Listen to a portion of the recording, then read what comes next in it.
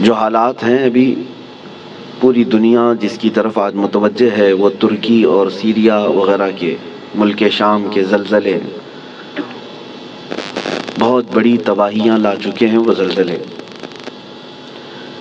جو اعداد و شمار پیش کیے جاتے ہیں گورنمنٹ کی طرف سے وہ ایک محدود انداز میں ہوتا ہے، اور نہ جانے اس ملبے کے اندر ابھی کتنی لاشیں دبی ہوں گی، کتنے لوگ زخمی ہو کر اپنی زندگیوں سے ہاتھ دھو چکے ہوں گے۔ کوئی سوچتا بھی نہیں، کسی کو معلوم بھی نہیں ہوتا کہ کب زمین پھٹ جاتی ہے اور کب بڑی بڑی عمارتیں زمین میں نیچے آ جاتی ہیں۔ یہ کیوں آتے ہیں زلزلے؟ اسی پر میں تھوڑی سی بات آپ کے سامنے رکھتا ہوں۔ وہی آیت میں نے آپ کے سامنے پڑھی 21ویں پارے کی۔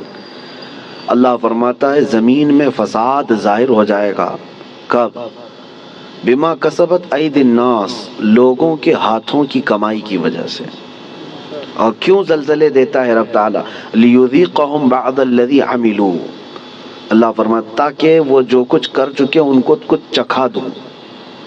اللہ تعالیٰ فرماتا لیذیقہم، تاکہ ان کو چکھایا جائے جو کچھ بھی وہ کر رہے تھے۔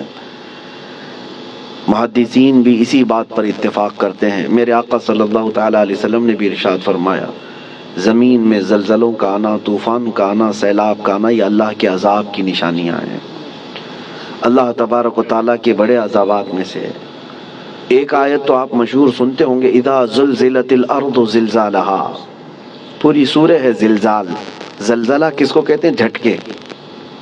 آپ کی نظر میں تو صرف ارتھ کوئک ہے، اور سائنٹیفک اعتبار سے اس کو کہا جاتا ہے زمین کی نیچے کی تہیں جو ہیں، پرت، پلیٹس، جب یہ آپس میں ہل جاتی ہیں تو زمین پھٹ جاتی ہے۔ اندر لاوا ہوتا ہے زمین کے اندر، وہ ابل رہا ہوتا ہے، اور یہ پلیٹ جو ہے ڈس بیلنس ہوتی ہیں تو زمین کے اندر دراڑ آ جاتی ہے۔ سائنٹیفک اعتبار سے ان کی تحقیقات ہیں۔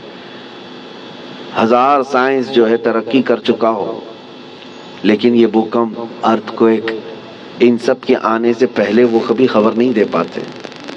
ہو جانے کے بعد وہ بتاتے ہیں کہ کتنے مقدار کا زلزلہ تھا، کتنا تیز جھٹکا تھا، اس کو ناپ کر کے تو بتا دیا جاتا ہے، لیکن جو ہلاکتیں ہیں اس کو بچا نہیں پاتے، نہ ہی سونامی کو، نہ ہی زلزلوں کو۔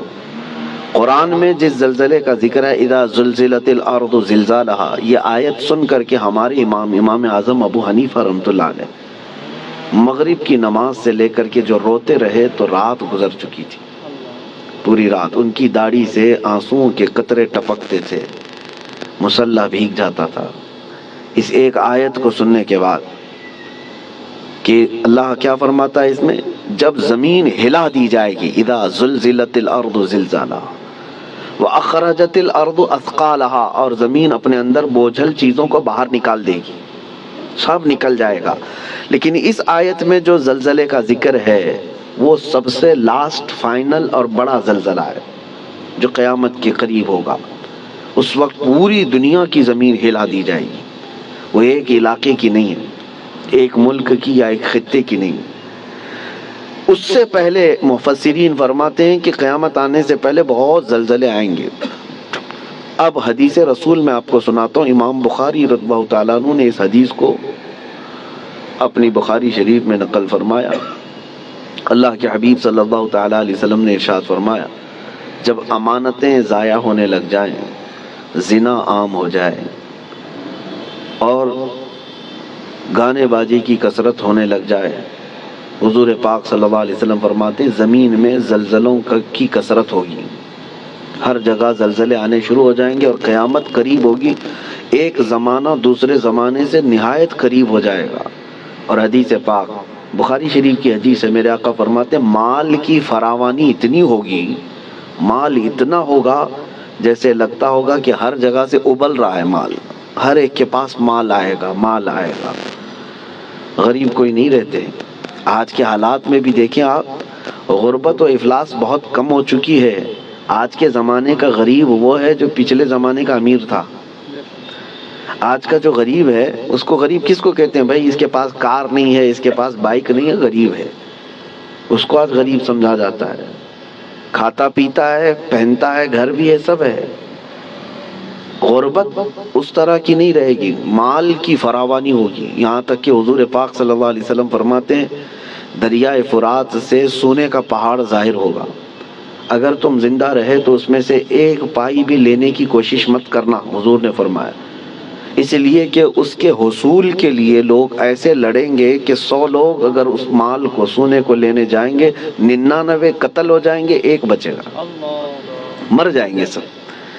اور اسی حدیث پاک میں جو میں نے کہا زلزلے والی، اسی میں اللہ کے حبیب صلی اللہ علیہ وسلم نے فرمایا حرج بڑھ جائے گا، حرج بڑھ جائے گا۔ تو صحابہ نے پوچھا کہ حرج کیا ہے میرے آقا؟ حضور پاک صلی اللہ علیہ وسلم فرماتے ہیں ایک دوسرے کا قتل کثرت سے ہوگا۔ تو اس زمانے میں ہم آ چکے میرے عزیزو، زمینیں جب ہلا دی جاتی ہیں پڑوس کی، خوف سے ہمارا دل ہل جانا چاہیے۔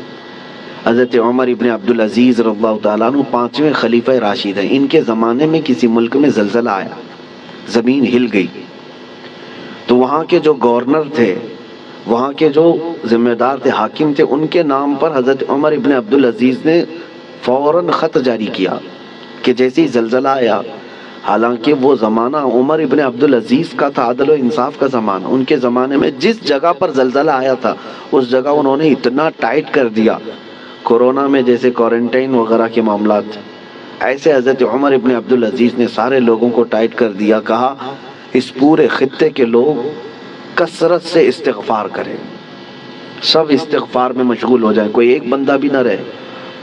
اور پھر وہاں کے حاکموں کو اور وہاں کے جو گورنر تھے ان کو خط لکھا کہ جتنا تمہارے پاس ہے سب کا سب صدقہ کر دو، خیرات کر دو، الصدقۃ تطفئ البلایا، میرے آقا صلی اللہ علیہ وسلم نے فرمایا صدقہ بلاؤں کو ٹال لیتا ہے، تمہارے پاس جو ہے وہ صدقہ کر دو، اس لیے کہ اللہ کا غضب تمہارے ہاں آیا ہے، اللہ کا عذاب تمہارے شہر میں آیا ہے، زلزلہ آیا ہے۔ تو سارے لوگوں پر آپ نے لازم کر دیا تھا کہ استغفار میں مشغول ہو جائیں اور صدقہ و خیرات کثرت سے کرنے لگ جائیں۔